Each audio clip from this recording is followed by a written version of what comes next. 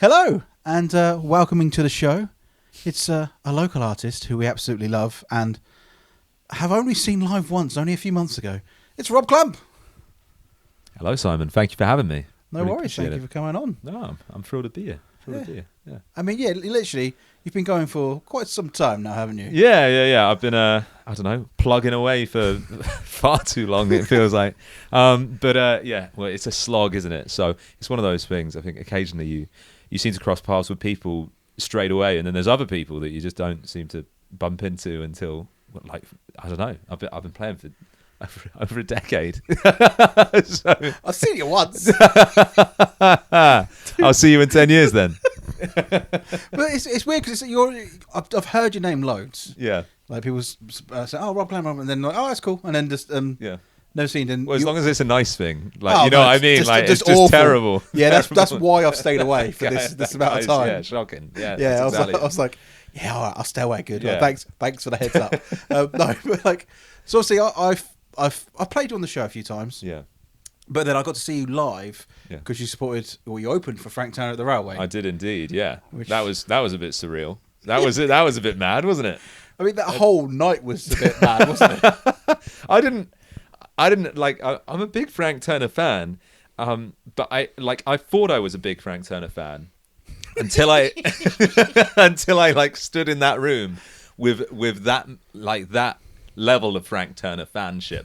Does that make sense? Yeah. Like they were, and I mean, I'm sure you are too. But everyone knew every word to every song, and they didn't just like sing it. They like properly like belted it out. Yeah, I'm one of them. Oh man, yeah. It was kind of like I come off the stage thinking like, oh Rob, you've done pretty well. You've nailed that there. Like you had him like cheering along at one point, and then he starts, and I'm like, oh my god, like what's just happened? Like it's like a tidal wave of voices. It was that much in such a small space. Yeah, but you are the first person I've ever seen as an opening act get an encore. That was nuts as well. People demanded an encore. That was nuts for an opening act. Yeah, I didn't know what to. I mean, yeah, it was a big compliment of all the times as well. You know what I mean? Yeah. Like, yeah, to be doing that show and get that, I was a bit kind of blown away by that, but absolutely thrilled to do it, and yeah, happy. So I know it was intense. The whole show was just a bit crazy from start to finish, but it was a great set from everyone. Everyone had a great set. Yeah. But for someone who maybe hasn't heard of you before, because there is so many local musicians, so many local gigs all the time. Yes. And like, we'd love to get them all, but no one ever does. No. And then, well, actually, I say that. I mean, half these shows always go empty. There's 2 or 3 people that I know. I feel like they're at every single show, if you know what I mean. Like good people. Yeah. But how would you describe Rob Clamp to someone if they said, "Oh, actually no"? I guess you get quite a lot of people going, "Oh, you're a musician. Oh, what do you do then? What do you do? What do you sound like?" Well, I look like Rob Beckett. So that crosses that bridge. Well, the first thing to do with music, I look like Rob. That's not the grace. I know it's not the best start to describe the music itself, because I just wanted to prep people for there's a distinct lack of comedy in the actual music itself. So, but anyway, not that it's not funny, but it's just not. It's not specifically designed for that. Anyways, yeah. So it's I perform with an acoustic guitar. I sing, and then I have a drum on one foot and a foot tambourine on the other. So it's a really quite energetic kind of solo performance, unless I'm playing with the full band as well, which sometimes I do from time to time. So it's kind of I don't know. It's got kind of Jerry Cinnamon vibes, but it's kind of like a softer Jerry Cinnamon crossed with a bit more Americana, and I don't know, somewhere in there, I guess, but with less of a, I don't know, because a lot of Jerry Cinnamon songs are about like, I don't know, getting. I don't know. They're just like having a good time. You know what I mean? Yeah. Like loads of Jerry Cinnamon songs are about just having a good time and enjoying yourself. And it's not that my songs aren't about enjoying yourself. It's just they're just sad songs. They're not that sad. They're not that sad. They're going to be quite.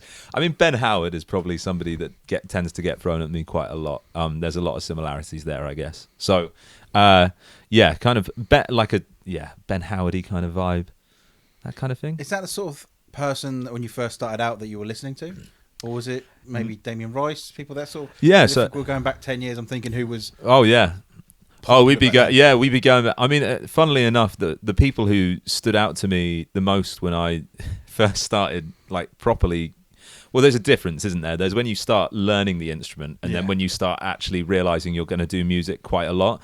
So when I realized I was going to be writing quite a lot, I was actually more listening to the likes of Tom Petty and Bruce Springsteen, and like quite a lot of American acts, weirdly enough. Ben Howard and people like when I was growing up, I think I've been kind of subconsciously influenced by the likes of Ben Howard and like Mumford and Sons, and I listened to, there was that kind of wave of Ben Howard, Mumford and Sons, Noah and the Whale, like bands and acts like that. If you remember rightly, it was about 15 years ago where I think most of them had their first albums come out at a similar time. It was around one summer, and it was that was kind of, I think that's kind of subconsciously influenced me. But I've kind of since I've properly sat down and written stuff over the course of the last 10 years in particular, weirdly I haven't meant to write anything like that, and I also don't, for guitarist nuts out there, I play in standard tuning. I don't change the tuning of my guitar, which Noah and the Whale don't, but the other acts, you know, they all tend to do that. And people like Goo Goo Dolls, even, I used to listen to them quite a lot, which they're more kind of noughties than they are like early noughties. I think they're quite a lot. 90s on the Goo Goo Dolls. They were. I mean, I think they even had stuff come out in the 80s, but I think I was listening to a lot of their stuff.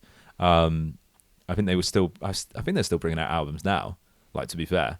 But they also do this thing where I've always loved this kind of open guitar sound, but I have an older brother who's always been he's been very, very good at guitar, I swear, my entire life, like annoyingly good at guitar. And I remember him telling me from quite a young age, you need to learn how to play in standard tuning before you start tuning your guitar in a different tuning. And he was like 16 years old at the time, so he was like, you know, giving me advice of a teenager, and I wouldn't necessarily say that's good advice for anybody now. You don't have to do that, but it's kind of been ingrained with me, and I've kind of been reluctant to change my tuning. And also, if I keep on writing songs in standard tuning, I haven't really felt the need to change it. So it's kind of ended up in this and that's why it's not exactly Ben Howardy and Mumford and Sonsy. It's somewhere in between. It's somewhere in between, this kind of Americana-y kind of vibe, and I blame my brother entirely for that. It's a good reason to. Yeah. Because isn't there like a folk tuning? Because I know Frightened Rabbit. Oh, Dadgad. There's probably the one. Is that? Sorry. I may talk about music a lot, but I don't know a lot about. Like, I own a guitar, but it's very much in standard tuning. Well, it's not even. Look, let's just see how bad this is in tune. That's. I think that's meant to be in standard. It's meant to be. It's meant to be. I can tell. Yeah, it sounds like it might meant to be. So I think a lot of folk artists will tend to lean away from staying in standard. I mean, as much as anything, it's actually really good fun to play in open tunings. Like I've not done it before. Like, I have dabbled in it. I just found it really frustrating only having one guitar and then having to keep tuning, and I got really impatient with it. And then I was like, what if I could just make the guitar sound as similar to that without having to keep on tuning it? So that's why I have this kind of weird makes it sound bad. So I'm trying to advertise myself as being a good musician here. So I have a unique kind of, certainly a unique acoustic guitar playing style. I've almost learnt to play guitar the wrong way and done it persistently for 15 years. So is it kind of essentially laziness is why? Yeah. Let's pretty much just put it down to that. Just I couldn't be bothered to change, and I'm just tuning. No, it's also the panic. I think it happened to me at school. I only started when I was like 14 or 15, but when I was like 16, that's when you start getting pushed in front of assemblies and stuff, because you're kind of like meant to. That's what people just associate you with a guitar. You know what it's like at school.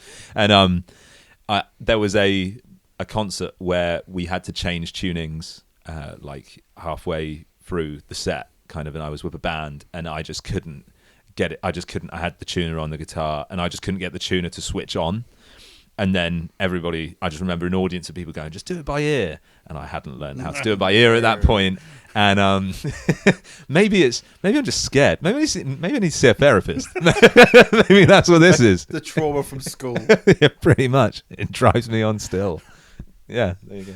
Yeah.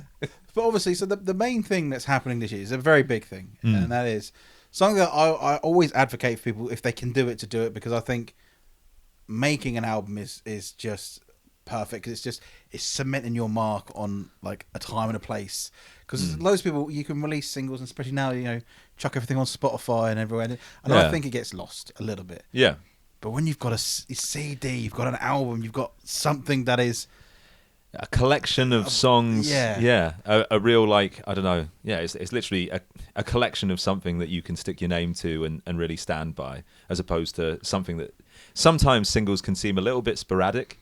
And especially if you're not able to follow them up straight away, so it can be quite annoying, I think, for a lot of acts now, because you're tempted just write something and get it out there, which there has to be a certain degree of that, because you can't just hang around forever. But there is also this sort of subtle pressure that if what you do put out leads to something more, people are going to ask for more and want more, and that immediately puts you under pressure to do something else. So if you are in a position where you're able to, unfortunately for me, I've been writing since I was about 16 years old, and I didn't really start recording any of the songs until I was about 26. So I've got this backlog of about 300 songs that I was just like, I'll just do the first 10. Yeah. But I like the fact, because with an album, it is you kind of going, well, this is me. Yeah. Like I said, like singles do go on. I think they get lost because everyone. It is so easy just to go, here's a Spotify link for a new single. Yeah. Please listen, and then it flash and it's gone. Yeah. I've done that. Yeah. So like I did that, and I'm not really sure what I was expecting to happen when it happened to me. So I released something, and I was like, this is it. Like this song's coming out. It's hitting Radio 1 straight away. It's getting picked straight up. You know what I mean? Like I'm gonna make a lyric video. It's going places straight off the bat of this first single, and I did it. And then it was. I think it was actually during the pandemic it came out. I was really proud of it, and I'm still proud of it still. But then I realised after like a couple of weeks, and people were like, they really liked it, and they were like, do you have any more? Like, seagulls at the seaside or something, where you give one a chip, and they're like, that was great, but like, you got any more? Like, people need more. And it's, I think it's having a collection of something that you can also staple your name to and kind of say, this is my sound. I think that's kind of the biggest thing about an album. I think if you're drip feeding people singles, that's great for a certain amount of time. Which is fortunate because I've been doing it for 3 years. But in terms of actually giving somebody a staple of what you are as an act and as a musician, that's what you want. And luckily I'm able to do that now. So why now though? Well, that's because I always like to ask, is when you've finally, because you've been doing this 10 years, you've got quite a lot of songs in the bank. Yeah. Why did you go, do you know what? This is the time for me that I want to make an album, Well, there's a lot of reasons why. I mean, I should have actually have done it a while ago. It's quite annoying to have not done it a while ago in a way. But over the course of the last year or two, I've been getting gigs and shows and playing further afield and playing to bigger audiences, which has been really cool. But it's, I don't know, it's almost quite demoralizing when you come off stage and somebody asks you for a song that you haven't even released yet. And luckily for me, like I've been asked for quite a lot of songs that I haven't released yet, so it actually made complete sense where I was having people asking for stuff. And I was lucky enough to do the Joiners the start of last year, and we played more or less, I think, most of the songs that are on this album. And kind of afterwards, everybody was kind of like, oh, that was really good, but you had like 6 or 7 songs we haven't really heard before, and like, where can we find them? And if you've got 6 or 7 songs, then you're already on your way to doing an album. So it just made sense to do it. And it's also the other side of things is you're constantly, if you're making something that you want to be able to take to shows, to also sell at shows, it's like albums. I would like, this will come out on vinyl. It's not going to come out straight away on vinyl, but it will be available on vinyl as well. and it's also having that kind of extra thing that you're able to take to a show and actually sell to people. So it's another string to the bow of having something to sell, something to promote yourself with. But it's something that I almost wish I had at the start of last year, which would have actually been, more sensible with the amount of shows and the size of the shows. Because it's like if you're supporting somebody like Frank Turner, how cool would it be to be able to turn around and go, I did this album this year, but I wasn't in a position to basically turn around and say I already had this online, kind of thing. It's more like, I'm going to be releasing this in a few months' time, and then you're kind of blindly emailing people again. So when you get the opportunities, you don't realize quite how big they are necessarily.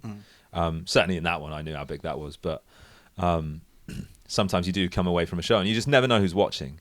So that's the thing that's kind of not upset me at all, but like I just know that I've played in front of people that have turned around to me and been like, can we have send us your music for this, or we'd love to talk to you about this. And I'm like, okay, I've got new music coming, but it's going to be out next year. Whereas if I had it this time last year, then so that's been one of the driving forces, is to definitely. Yeah, I like the fact that it's because people are kind of coming. You going, we want this. Yeah. All right, yeah. It's been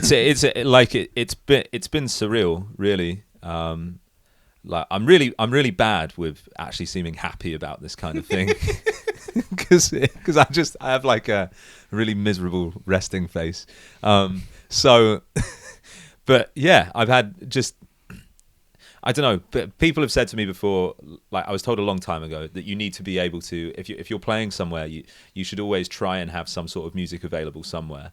And so that was always key to me when I started gigging quite a lot about 4 years ago. Like I amped up the amount I was gigging not 4 years ago, because that would have been peak but it was the year before the pandemic where I kind of amped up, where it might be 4 years actually, where I kind of amped up the amount I was gigging. I just kind of started to put the foot on the accelerator for that. And I remember being told by a friend, like, you just, if you've got a CD or if you've got something, you just don't know who's going to be there. And that's pretty much rang true this year, where you just have not random people, but good music people who are turning around to you and saying like, what are your plans for this year? What have you got out? What's released? And that's kind of why. So when are we getting the album? What's the album called? So the album is out on Friday, March the 1st. There you go. It's called Lost Soul, which is the single has already come out. Yes, we have that at the moment. Oh yeah, very good. Yeah, so it's it basically, it's actually quite a funny story behind the album name, because I went to, it's not going to sound funny at all. Now I'm telling this story. I've got this really funny story. And it was just, went to the shop one day. It was really boring. But no, so I went to Bulgaria. I went to Bulgaria about a year and a half ago in this festival. It was kind of a festival competition thing, and I was lucky enough to win it. And then I got to go back this year, just gone as well. And we went out and we were on the radio, and it was like a national radio station, and it was live drive time kind of thing. And two things happened during that radio interview. One thing was the radio host turned to me and said, like, "Where are you from?" And I was like, "Southampton." And he just paused and like looked at me and said, "James Ward-Prowse." Like, he called me the footballer James Ward-Prowse, who was the ex-Southampton captain. So I got recognised as a Southampton footballer 2,500 miles from home, which was pretty unreal. The other thing that happened was... Yes, I am him. Yeah, I am him. What can I get for free? I'm here in the studio right now. Yeah, I don't know why it would have been. Anyways, and the other thing that happened was I was with a good friend, Steve Lois, and we were both kind of talking about our projects and what we were up to. And Steve has an album out which is called Chapters. I'm just casually promoting Steve's work while I'm here as well, of course. And Steve has an album called Chapters, and then he has, I think his second album, I might be wrong on this, I think his second album is called Secondhand Books. So they're like quite cool interlinking album names. Yeah. And then they turned to me and they were like, what's your album going to be called? And I was like, Off the Map. That was the name I wanted to use. And everyone in the radio studio looked at me and was like, the guy was just like, that's a terrible name. Like, he didn't even pull any punches. he just sat there and he was like, that's a terrible name. And then he kind of said something in Bulgarian to the co-host, And then he just like turned back and like looked at me and was just like, yeah, you're probably going to want to change that. Like, and then just carried on with the interview. Like, and just, so then I was like, oh man, that kind of hurt. So, you know, I really appreciate the tough love that came out of that situation. So I was like, oh, I got to rethink it. And we just finished the song "Lost Soul," and to be fair, that song it's everything that kind of personifies. It's a nice middle ground in the album. It identifies kind of everything with it. And I had been running with this map idea, which was where the off the map kind of thing had come from, because I've got 2 EPs that I've had out before. One, the first one was called Answers on a Postcard, and the second one was called Aid Memoir. And both better than Off the Map. Yeah, I know. It's weird that it's almost like more thought went into them.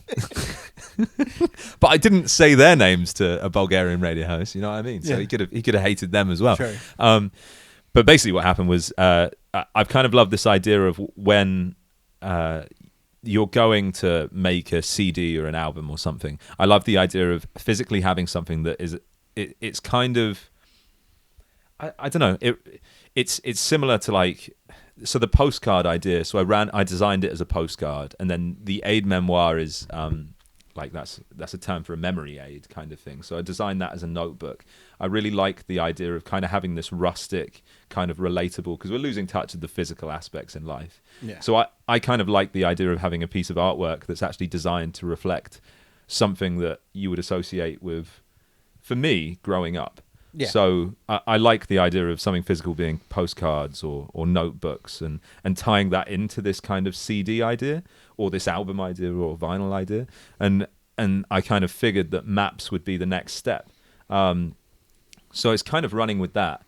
And I can't work out whether I'm a raging lunatic and that's a terrible idea, or whether I'm kind of, I don't know. I am pretty happy with that idea. I'm pretty happy that I actually thought of it and kept running with it now. Yeah. But I was panicking until I came up with the map, and I was like, actually, I can use a map. So this kind of revolves around the idea that you would have kind of the physical copy will be kind of, it will have a map on the back, and it will be designed that way. So, and then that reflects the lost soul idea, because you would use a map. So there you go. Yeah. That's why. So it ties back into the map. I like that though. Yeah, thank you. There's a little story, but I like that. Yeah. There's thought, and it's more than just here it is.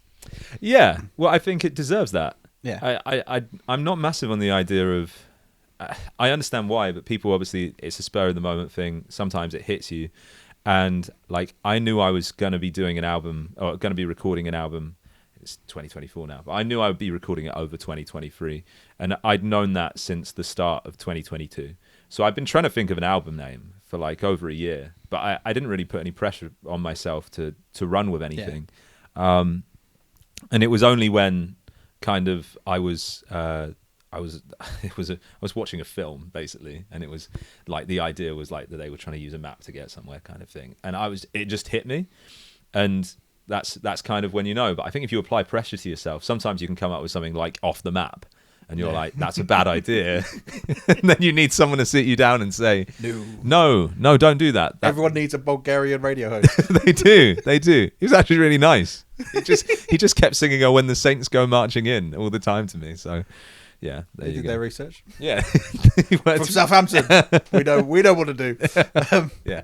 So yes, we've got the album the 1st of March, but there's also, you're doing a big album release show. Yes. Saturday the 2nd of March. That'll be the big album launch, which will be at Papillon in Southampton, and I've got the full band, the Ash Men, are with me, and I just think that name's so funny. I just love that band name, and so they look like Vikings, the group, and we were trying to kind of find I don't know, a cool name that would kind of relate to them being something on the side of Vikings. And I think Ash Men, from what I can understand or what they've told me, I'm hoping it means something nice, something along the lines of an old English term for Vikings in certain parts of the country. So that's a really, really boring name when you break it down like that, I guess. But it sounds cool if you don't explain it. Yeah. Probably shouldn't. We'll cut that. But Papillon's a really nice. I went there for the first time a couple of weeks ago to see Pioneers. They did a headline show. Oh yeah. And I've never been there, but it's a really nice little space. It's mad. It's actually what they've done to it is they've. I mean, I used to play in it when it was Vestry, I think it used to be called. Just going completely off. See, I generally thought it was just a church. Every time I went to the the Mayflower, just saw a church and that was. It's been called a few things. I barely even took notice of the fact that there was a church there until I went and played at it. And yeah, I played there a few times on a Friday night. Kind of used to do some covers for. They would have people coming in like pre the Mayflower shows. Yeah, and they would occasionally, I think, have bands on as well. But they've kind of they've updated it all. They've put new staging, new PA in, like kind of, and it's meant to sound incredible, and it looks awesome. And it's the whole idea of as well, like playing in a church. It's just good fun, I think. So looking forward to that. It should be a blast. Yeah. So that's on the 2nd of March. Yeah. So we've got the album Lost Soul on the 1st of March, and Lost Soul the single is out now. That's already out. Yeah. It's out now, so people can get hold of that, have a listen to that, and then go, oh, I like this. I'll go get the album when it comes out. And also, it's not just Papillon. You're doing UK.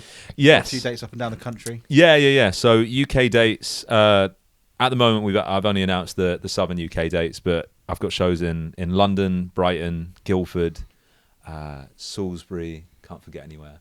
Beckenham and Frome. I think they're all the southern UK dates, but then I'll be off to Europe as well after that, and I'll be coming back and I'll be doing some northern dates. So it's bedlam really, but it's good fun, and to be honest, it's just a really good experience. Like I've been playing music for kind of long enough where I've been through the experience of kind of playing to nobody in bars and pubs and stuff, and it's been really nice over the course of the last literally since about this time last year, where it's felt like people have really come out and supported me, and I'm just incredibly grateful for that. So can't wait. Looking forward to what the future holds, and it's gonna be good fun. And I've got another single out in a couple of weeks as well, which I haven't even announced yet, but I know. But that'll be it's gonna be really good fun, and it's just trying to tie in the logistics of